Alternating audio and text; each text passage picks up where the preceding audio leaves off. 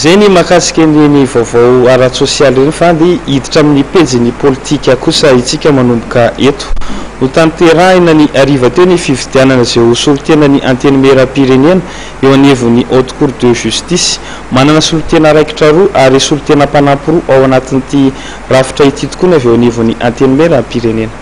Enavy ny solombavambahoaka candidat nirosaka ho solotena ny antenimieram-pirenena eo anivon'ny haute cour de justice.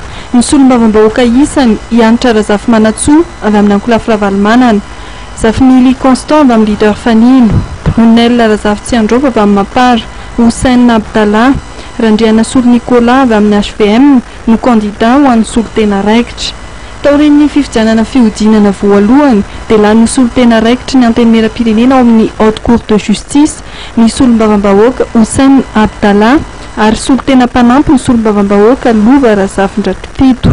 Ny tokosa amin'ny fifidianana fihodinana faharoa ifanondrana ny solombavambahoaka Nicolas Randriana Solo sy Rive Bosco solombavambahoaka Lalanginy. Solombavambahoaka vehivavy roa dia ny solombavambahoaka Mananaravaratra sy ny solombavambahoaka Boriboritany fahaenina eto Antananarivo no mifanandrina amin'ny fihodinana faharoa ho an'ny solotena mpanampy na ny suppléant.